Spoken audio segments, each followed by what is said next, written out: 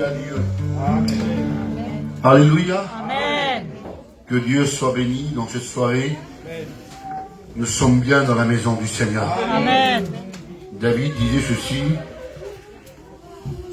et je comprends lorsqu'il disait ce mot, je suis heureux lorsque me dit, allons dans la maison de Dieu. C'est-à-dire que dans la maison de Dieu, il y a du pain à l'abondance. Et ce soir, nous avons faim de cette parole de Dieu. Je vous salue dans le nom du Seigneur. C'est une joie d'être parmi vous. C'est vrai que j'étais parti quelque temps, à peu près 14-15 mois. J'étais sur la région d'Alsace et la région de Luxembourg, pas trop loin de là-bas. Et vous savez, avec le confinement, avec cette maladie du siècle, alors bien sûr que chaque personne a passé des drames, des difficultés. Et pour nous, on avait perdu un pasteur qui était le responsable de notre mission. C'était le frère Baba, qui est parti auprès du Seigneur. Et il était responsable d'une église à Strasbourg. Et d'ici là-bas, il y avait des jeunes prédicateurs avec lui. Alors, je donnais un coup de main à ses frères, c'est dans l'œuvre de Dieu. Et je remercie le Seigneur parce que le Seigneur il est celui qui a béni. Amen. C'est pour vous dire que vous savez, déjà il y a quelques années que je m'occupe d'un pays qu'on appelle la Serbie. Ça fait déjà quelques temps, quelques années. Le Seigneur m'a mis à cœur à une soirée comme cela. Vous savez, moi je suis une personne que j'ai jamais vu un ange, une vision, mais j'ai ressenti fort dans mon cœur de pouvoir travailler dans ce pays. Amen. Et ça fait déjà quelques années qu'on travaille. Le Seigneur a permis que nous avons 2 églises là-bas. Une église ronde, universelle. Et ça fait pas longtemps de cela, il y a à peu près 2 semaines que je viens de là-bas, de la Serbie. Nous avons fait aussi des baptêmes. Et vous savez qu'avec ce confinement qu'il y a eu, c'est pendant à peu près une année, on n'a pas pu aller. C'était compliqué, c'était très dur. Et au fond de notre cœur, on avait mal quelque part parce que c'est un pays qu'on suivait et je pense que chaque missionnaire qui part dans les pays, comme d'autres frères, qui partent dans leur pays, de pouvoir travailler pour l'œuvre de Dieu. Et je pense que ça leur manquait, ce travail, parce que vous savez, lorsque le Seigneur me met quelque chose à cœur, dans notre cœur, et souvent de fois, lorsque nous ne le faisons pas, c'est pas qu'on ne veut pas le faire, mais c'est par rapport au confinement, par rapport à la maladie. On n'a pas pu y être dans ces pays. Et lorsqu'on a été, ça fait pas longtemps de cela, ça fait à peu près 2 semaines.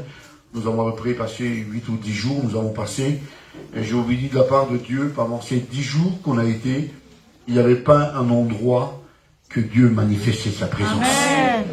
Il n'y avait pas un endroit, lorsqu'on y allait dans les maisons, c'est pour vous dire vite fait, il y avait un homme un jour, on est rentré dans un village, et il y a des garçons qui sont venus avec nous, avec des guitares. Alors qu'est-ce qu'on avait fait? On a roulé les portes du camion, on a descendu et on a commencé à chanter des cantiques, mais on ne connaissait personne. Et là, il y avait un homme, il était devant son portail, et il était là, il était rond. Alors on parlait avec lui, on disait qu'on est des Roms de France, on est des pasteurs, on voudrait prêcher la parole de Dieu. Alors au premier début, il se méfiait parce qu'il avait peur. Il nous avait jamais connus. Et on disait qu'on voudrait rentrer dans sa maison, alors il ne voulait pas. Et pendant à peu près, ça durait à peu près 15-20 minutes comme ça, en chantant des cantiques au milieu de la route. Alors des gens, ils venaient à gauche, à droite, ils venaient pour écouter les chants, écouter les témoignages. Et tout d'un coup, cet homme-là, il dit, excusez-moi, il dit, je suis bête. Il dit, qu'est-ce qu'on fait au milieu de la route? Il dit, rentrez dans ma cour et faites la réunion. Amen. Et je vous dis de la part de Dieu, on a fait une réunion là-bas. Des personnes qui sont données leur cœur à Dieu. Amen. Et tout d'un coup, comme ça, il y avait un homme, sa femme c'était une chrétienne, et nous on ne savait pas. Et c'était une petite maison, un petit local, comme ça il faisait à peu près 5 sur 6, un petit local, il n'y avait pas de carreaux, pas de porte. Il dit, écoutez les frères, s'il vous voulez bien, pour l'hiver, comme ça la prochaine fois que vous venez, vous vous mettrez dans ce local-là, je vous le donne pour vous, et ça vous servira même plus tard pour une église. Amen. Et tout doucement, l'œuvre de Dieu, ça fait. Et c'est pour vous dire qu'aujourd'hui, vous savez, en Serbie, il y a plus de 40 000 personnes roms. Et il y a peu ils sont peu, ils sont évangélisés. Sur 40 000 personnes, peut-être il y a 5 000 qui sont évangélisés. Alors vous savez, avec quelques frères, on ne pourra pas.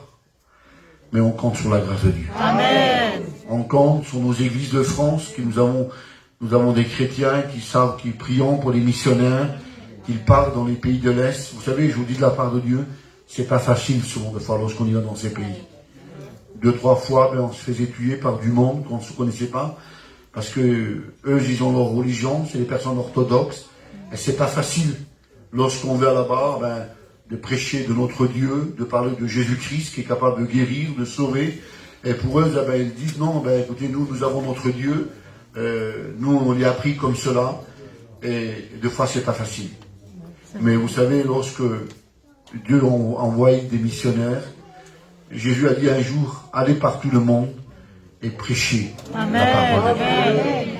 Ça sortit de la bouche, pas d'un homme, pas d'un serviteur de Dieu, mais ça a sorti de la bouche de Jésus. Amen.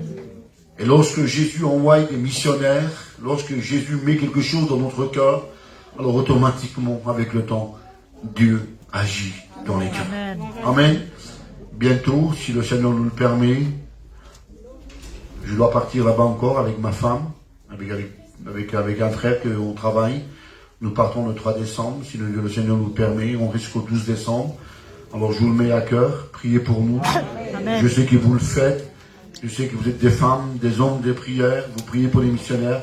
Alors je vous le mets à cœur, ces pays et d'autres pays, que le Seigneur puisse manifester sa grâce. Vous savez, la Bible dit que la moisson est grande et il y a peu d'ouvriers.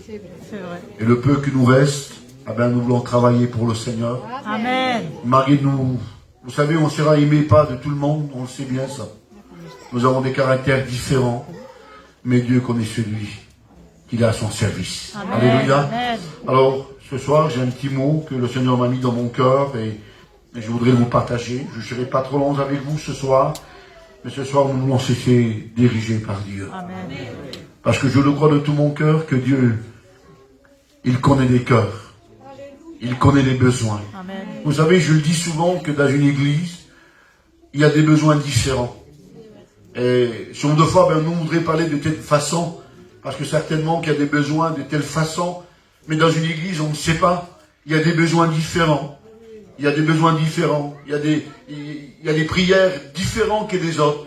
Mais laisse-moi te dire que ce soir, Dieu, il est celui qui connaît le profond de notre cœur. Amen. Dieu connaît le besoin, ce que nous avons besoin dans notre cœur. Et ce soir, laisse-moi te dire, peut-être tu t'attends à un grand message de Dieu. Et j'en bénis Dieu pour cela. C'est lui qui porte des grands messages, alléluia. Mais c'est ce qu'il compte avant tout, alléluia. Que Dieu nous parle, alléluia. Que nous soyons sensibles à l'Esprit de Dieu. Que nous soyons sensibles à l'Esprit de Dieu en disant, Seigneur, je suis là ce soir. Et j'ai besoin de toi. Tu connais mes faiblesses, tu connais mes manquements. Alors Seigneur, souviens-toi de moi. Je suis là ce soir, Seigneur. Alors, viens me bénir. Viens agir dans mon cœur. Et ce soir, je le crois de tout mon cœur que Dieu, il sera le plaisir de le faire, de bénir ton cœur. Amen. Souvent de fois, c'est nous, le peuple de Dieu. Souvent de fois, on n'est pas trop disposé. On bien écouter souvent de fois les chants. On veut bien écouter souvent de fois les témoignages. Et souvent de fois, lorsqu'on arrive à la parole de Dieu, on ne voudrait pas trop entendre. Parce que Dieu est capable de pouvoir dévoiler notre cœur. Parce que Dieu est capable de pouvoir dévoiler notre vie. Et Dieu est capable aussi de pouvoir, de pouvoir nous appeler sur notre nom. Il est capable, Dieu. Parce qu'il est souverain, Dieu est divin. Il est capable même de pouvoir dévoiler notre cœur. Et souvent de fois, on ne veut pas trop Dieu. On ne veut pas que Dieu, souvent de fois, qu'il dévoile notre cœur. Parce que souvent de fois, ça fait rire, honte. Si Dieu dévoile ma vie, peu importe la honte ce soir. Si Dieu dévoile mon cœur, j'ai envie de dire Dieu. Si Dieu dévoile ton cœur, parce que Dieu, il t'aime, Dieu veut apporter un sens à ta vie, alléluia. Amen. Comme ce frère, il n'avait pas de sens dans son cœur. Dans son cœur, il était malheureux. Et laisse-moi vous dire qu'aujourd'hui, dans le temps qu'on vit, il y a combien de personnes qui sont malheureuses. Amen. Pas malheureux par rapport financièrement. Non pas par rapport parce que j'ai pas de voiture, parce que le commerce, ça va pas trop, non. Mais par rapport aux malheureux, parce qu'ils ne savent pas ce que c'est réellement la vie de Dieu. Ils ne savent pas ce qu'est c'est réellement l'amour de Dieu. Et ce soir, Dieu voudrait ce soir, par le moyen du Saint-Esprit, répandre cet amour dans ton cœur. Amen. Mais pour cela, il faut que ton cœur soit disposé. Amen.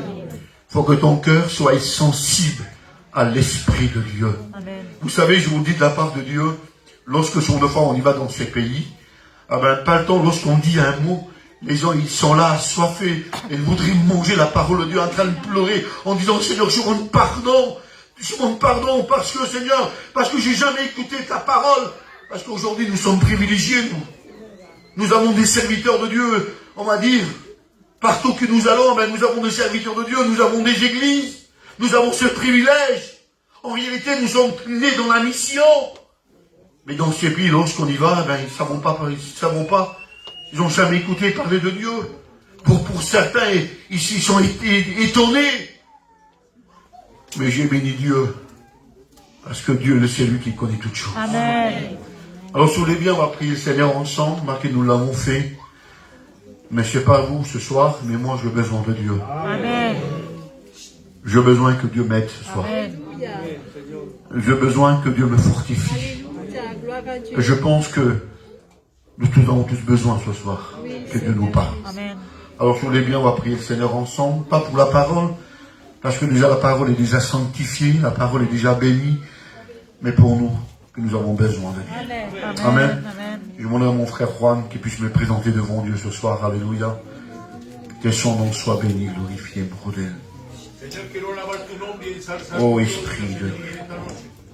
Padre bueno, Señor, antes de nada te quiero presentar tu siervo para que le dé la unción del Espíritu Santo. Oh Esprit de Dieu, de Nicodire. Pone los corazones a recibir esta buena semilla, Señor. Que esté dispuesto, Padre mío, que esta semilla pueda caer en la buena tierra para aportar fruto para la gloria de tu nombre, Señor. Utiliza a tu siervo, Señor, como un buen instrumento. Oh Esprit de Dieu. Gracias, Señor, porque Dios siempre lo bendice, que lo unge por tu Espíritu. Merci, En el Jésus. santo y glorioso nombre del Cristo de la gloria. Amen. Amén.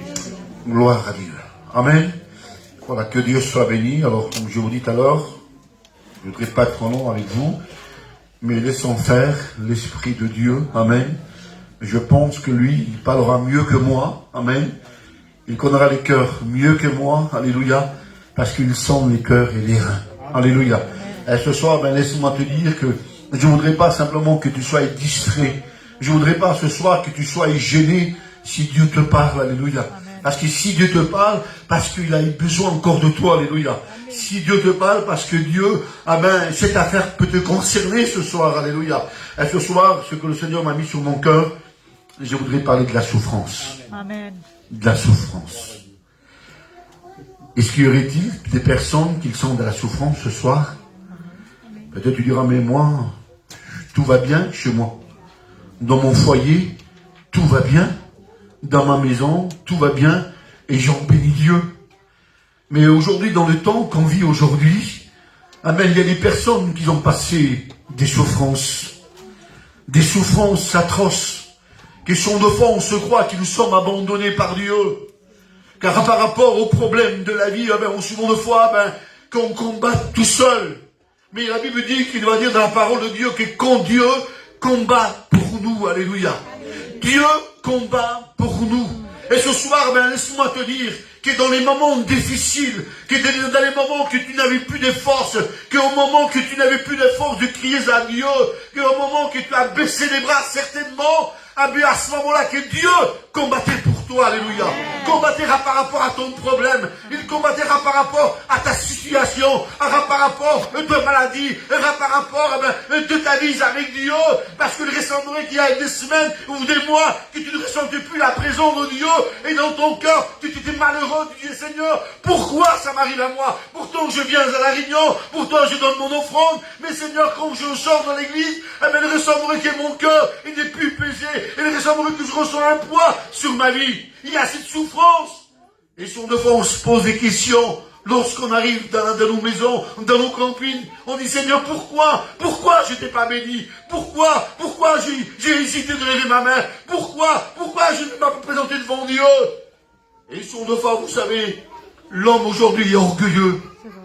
L'homme aujourd'hui est orgueilleux. Et un jour, il y avait un peuple comme souffrance. Et là, bien sûr, Dieu sait pas, ni Moïse, ni Abraham, qui va s'adresser à ces gens-là. C'est Dieu lui-même. Il va entendre leurs cris dans leur cœur. Et ce soir, laisse-moi te dire, que peut-être tu dis, Seigneur, et dans l'état que je suis aujourd'hui, il ressemblerait, est-ce que tu es capable encore d'entendre le cri de mon cœur? Parce que ce Seigneur, il ressemblerait que je suis éloigné de toi. Il ressemblerait, Seigneur, je ne suis plus la femme que j'ai prié. Je suis plus l'homme que je jeûnais. Je suis plus l'homme que je lisais ma Bible, Seigneur. Je ne suis plus à la hauteur que j'étais avant. Seigneur, est-ce que tu es encore capable de pouvoir entendre le cri de mon cœur? Ah ben, laisse-moi te dire qu'un jour, il y avait un peuple. Et c'était le peuple de Dieu. C'était le peuple de Dieu. Et ce peuple de Dieu, vous savez l'histoire, lorsqu'ils sont dans l'Égypte, la Bible dit, lorsqu'ils ont resté pendant 430 ans, et la Bible dit qu'ils sont dans l'esclavage. Et je m'imagine la souffrance qu'ils ont passée. Il y avait des souffrances intérieures du cœur, mais il y avait aussi des souffrances physiques, parce que c'est un travail forcé.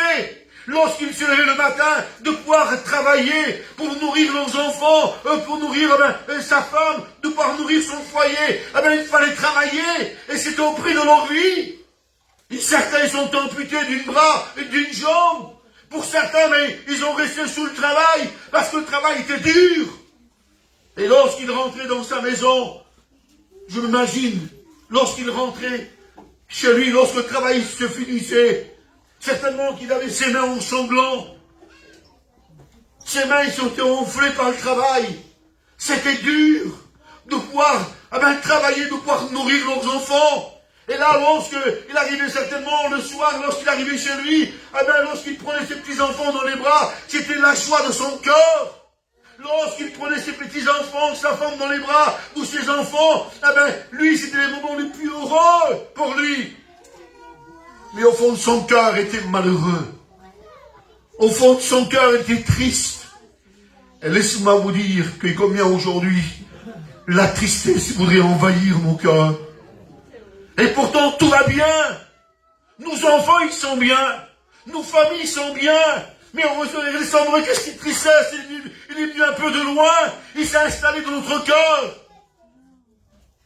Il y a combien de personnes comme cela qu'ils vivent avec la tristesse. Et son de fois on croit qu'on est bien. Lorsque son de fois le pasteur vient nous visiter, vous un frère il vient nous visiter, on fait semblant de pouvoir rire, faire un beau sourire. Mais au fond de notre cœur on est malheureux. Vous savez c'est si facile de pouvoir essuyer nos larmes. On n'a pas besoin de nos enfants. Tu n'as pas besoin de ta femme.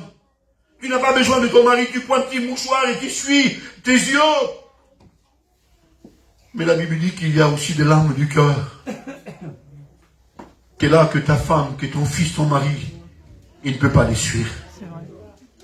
Même toi, tu ne peux pas les suivre. Si ce n'est pas la main de Dieu. La Bible dit que Dieu entend les larmes qui coulent dans notre cœur. Et souvent de fois, combien de fois tu as pleuré? Combien de fois, tu t'as mis à part de pouvoir prier Dieu. Il y avait des larmes qui coulaient. Tu disais, Seigneur, combien est bon ta présence. Combien ta présence me fortifie. Combien ta présence m'encourage. Mais ça, c'était auparavant. Ça, c'était avant, quand tout allait été bien. Mais aujourd'hui, mes amis, on vit dans un monde. On ne sait pas comment le monde va. Aujourd'hui, lorsqu'on voit même nos familles, il semblerait que c'est tout juste qu'ils ont le regard envers nous. Et avant, on était les premiers de pouvoir les soutenir, de pouvoir prier avec eux, de pouvoir tendre la main, ou peut-être les aider financièrement. Et aujourd'hui, il semblerait que chacun vit pour lui. Plus rien nous intéresse. Est-ce que c'est réellement ce que Dieu nous demande? Moi, je vois dans la Bible qu'il nous dit, il est bon pour des frères, il est bon pour des sœurs, de demeurer ensemble. C'est ça notre force.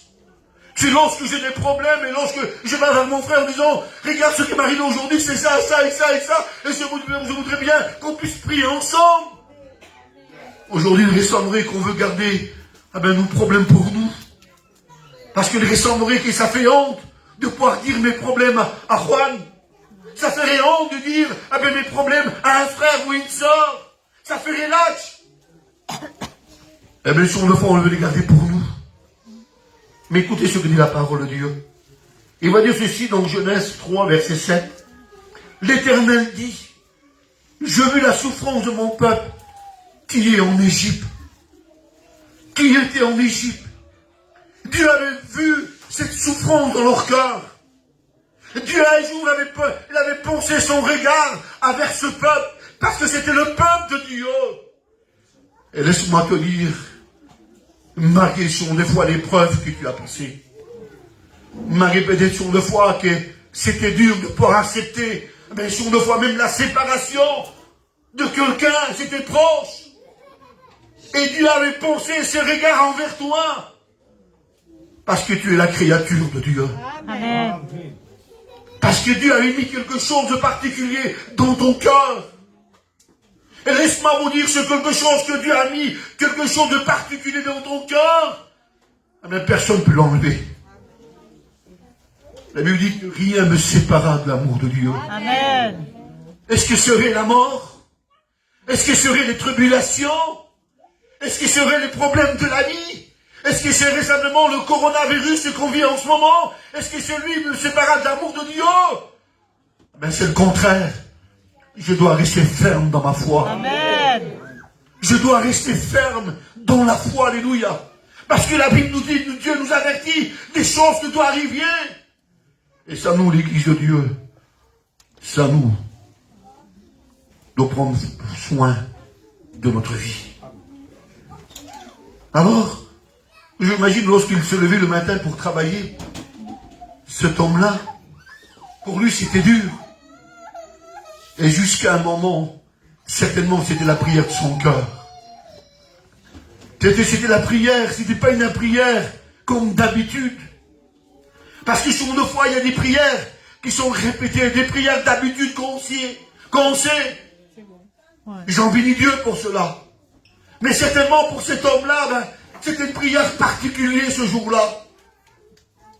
Parce que Dieu voudrait entendre leurs cris. Amen. Parce que vous savez, on peut crier à Dieu, mais simplement que l'œuvre puisse parler. On peut crier à Dieu, oui, tout simplement. Mais la Bible dit que c'est l'abandon du cœur que la bouche parle. Amen. Et à ce moment-là, ces gens-là, ils ont crié de tout leur cœur, en disant, Seigneur, regarde la souffrance de notre cœur. Peut-être certainement que tu as fait cette prière dans ton cœur. Amen. Certainement tu l'as fait en disant, Seigneur, j'en peux plus. Souviens-toi lorsque tu étais, quand tout allait mal, que tout allait mal, que tu ne peux rien faire. Il n'y avait personne peut-être à tes côtés. Peut-être tu pensais à quelqu'un, que quelqu'un puisse venir de pouvoir t'aider, mais à ce moment-là, il n'y avait personne. Et à ce moment-là, peut-être tu avais fait la prière dans ton cœur, en disant, Seigneur, j'en peux plus. Viens à mon aide. Amen. Et là, ce jour-là, Dieu, il avait pensé son regard envers toi. Et c'était celui qu'il a tendu la main, alléluia. Mais que dit ce que dit la parole de Dieu? Il va dire ceci dans l'Exode. Et là, c'est Moïse qui va parler. C'est plus Dieu. Et Dieu avait écouté leur cœur, Dieu avait écouté leurs cris, le besoin qu'il y avait dans leur cœur. Mais la Bible dit qu'au verset un peu plus bas, il va dire qu'il connaissait leur douleur. Il connaît leur douleur. Il connaît leur souffrance. Laisse-moi te dire que ce soir, tu ne peux rien lui cacher devant Dieu. Parce qu'il sait tout. Amen. Il connaît ta vie. Il connaît la profondeur de ton cœur. Et là, lorsque j'imagine, et lorsqu'ils ont sorti d'Égypte, alors, on connaît l'histoire de ce peuple. Certains, ils ont sorti avec leur Dieu. Ils ont sorti avec leur Dieu étranger, qu'ils ont gardé. Et ils sont deux fois, nous on veut marcher comme cela. On veut suivre Dieu. On veut partir dans les missions, on veut partir dans les séminaires. Mais sur le fois, nous avons notre petit Dieu là dans notre poche. On s'est fait un petit Dieu à notre façon. On s'est fait un autre Dieu particulier. Non pas un Dieu que tout le monde puisse le voir, mais un petit Dieu. Je l'ai mis dans mon cœur, au fond de mon cœur. Et ça, je voudrais que personne ne le sache. Ce petit Dieu que j'ai. Et là, ce peuple-là, lorsqu'ils sont partis avec des dieux étrangers. Et vous savez, vous connaissez l'histoire. Lorsqu'ils ont passé, et lorsqu'ils ont sorti d'Égypte. Alors, bien sûr, ce peuple était là. Il se planait là, de pouvoir manger. Mais nous n'avons plus rien à manger. Comment faut faire? Vous savez, souvent de fois, il y a des situations qu'on croit que Dieu, il ne pourra plus à nos besoins. Parce que oui, si je m'engage, peut-être dans le champ de Dieu, si je m'engage à pouvoir travailler pour Dieu, si je m'engage à mettre au service de Dieu, est-ce que Dieu va pouvoir à mes besoins? Parce que moi j'ai pas mal de crédits à payer. J'ai la maison à payer, j'ai la voiture à payer, et j'ai ça à payer. Et comment faire aussi de pouvoir, il y a nos réunions, de suivre la mission, de suivre dans les missions, dans les conventions. Et c'est dur tout cela. Alors souvent de fois, on veut se garder un petit Dieu. On veut se garder quelque chose, un petit souvenir. Et un jour, Moïse, il va faire une remarque à ce peuple. Il va faire une petite remarque. Écoutez ce que veut dire la parole de Dieu. C'est dans Exode 13, au verset 3. Moïse dit au peuple, souvenez-vous donc de ce jour que vous avez sorti de la maison de la servitude. Souvenez-vous donc de ce jour, il va dire. Rappelle-toi lorsque tu étais dans la souffrance. Rappelle-toi lorsque tu pleurais. Rappelle-toi lorsque tu passais par des moments difficiles. Je n'étais pas là à ce moment-là. Je n'étais pas tendu la main. Je n'étais pas sorti dans les mains de l'ennemi. Je n'étais pas sorti dans les griffes de l'ennemi. Et rappelle-toi lorsque tout allait mal.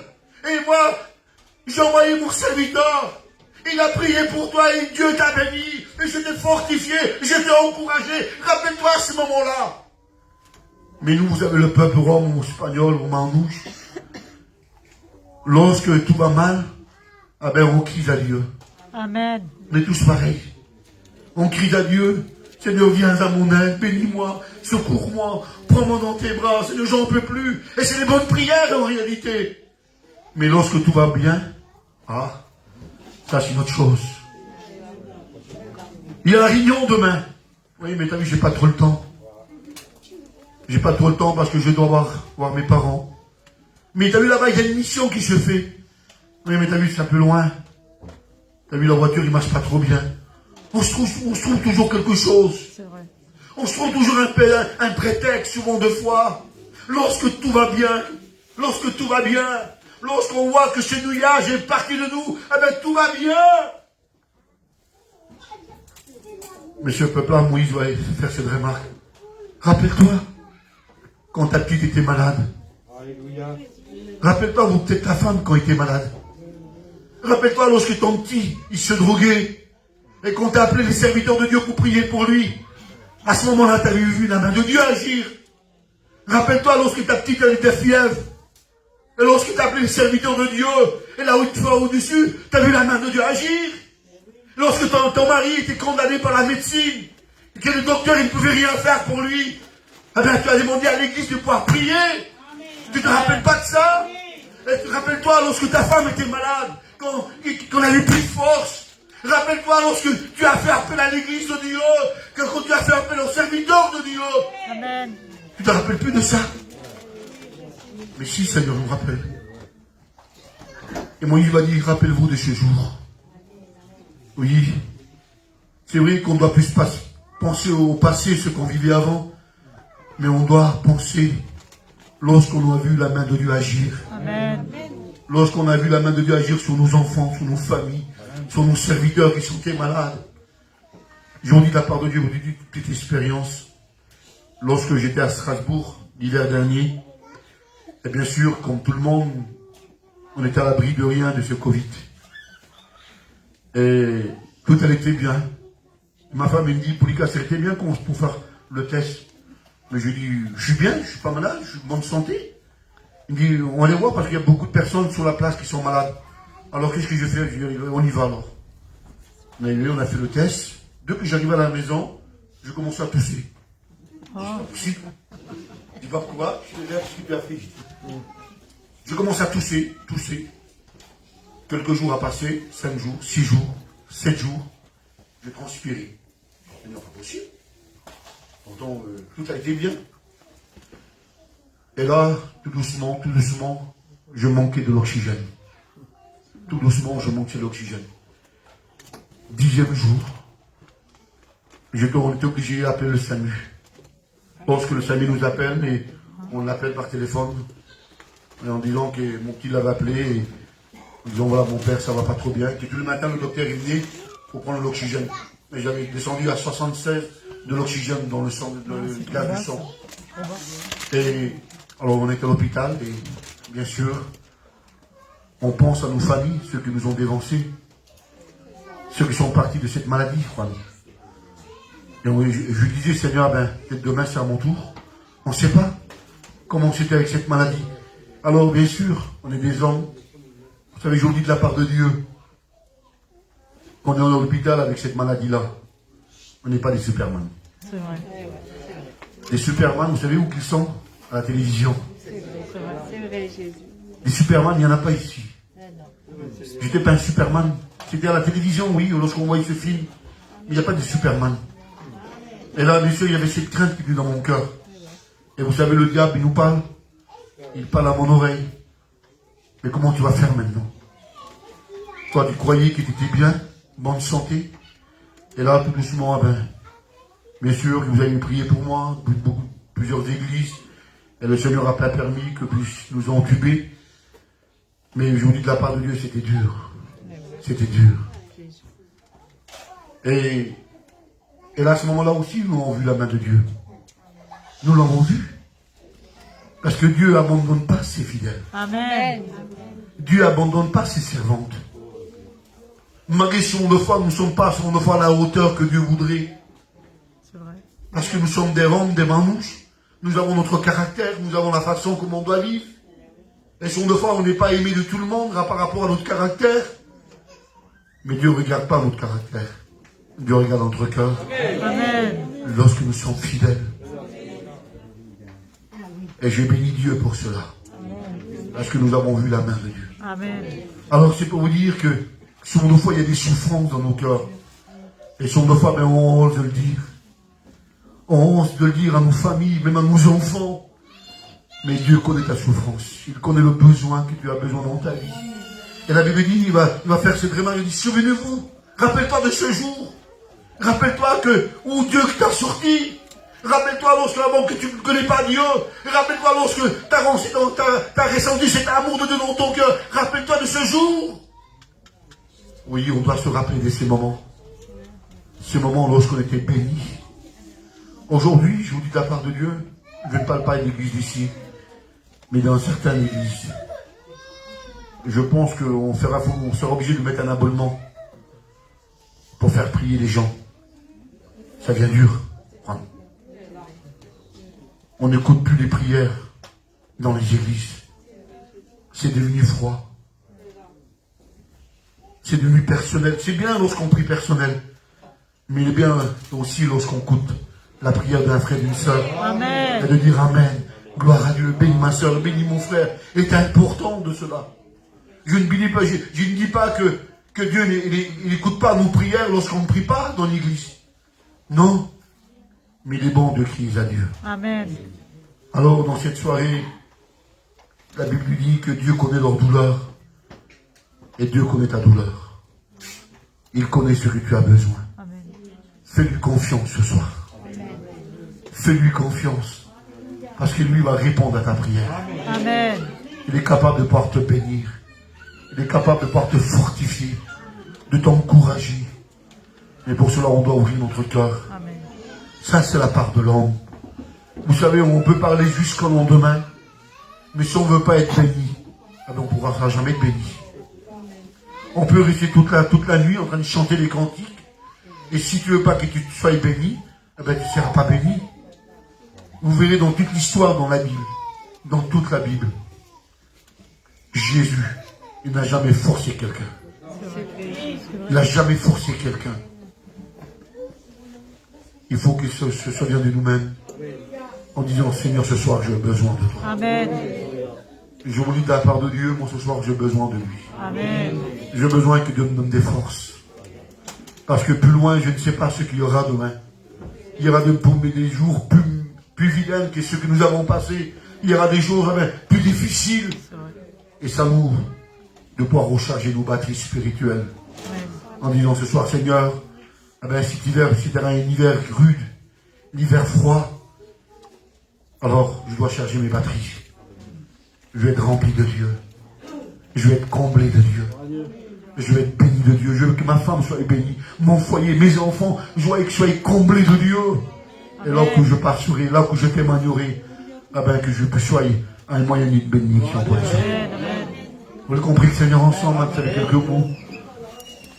Ferme tes yeux, je veux qu'on puisse prier le Seigneur ensemble. Dieu est celui qui connaît les larmes au fond de ton cœur. Seigneur, nous voulons te bénir de la cadirette. Te dire merci pour ta parole. Parce que c'est ta parole qui prime des flammes roulées. C'est ta parole qui bénit les cœurs. C'est ta parole qui soulage nos vies. Et tout de la journée, tu as le besoin. Tu connais le besoin dans cette soirée. Et de la manga de la cadirette, que tu puisses intervenir au nom de Jésus. Bénis de là ceux qui ont besoin dans leur cœur maintenant. Seigneur, tu agis au nom de Christ. Ah, combien tu es merveilleux. Oh, je ressens ta présence. Amen. Oh, ton esprit est là, mon Dieu. Oh, de là, tu agis par le moyen de ta parole. C'est ta parole qui est bénie. C'est ta parole qui fortifie. Seigneur, ce qu'il prime avant tout, c'est ta parole, mon Dieu. Et c'est d'elle que nous avons besoin, ce soir, de ta parole, mon Dieu. Nous avons besoin d'être conseillés par elle, de là, mon Dieu. Bénis mes frères, bénis mes soeurs qui sont là. Au nom de Jésus. Amen. Amen. Alléluia. Gloire à ton nom, Dieu. Sois béni, mon Dieu.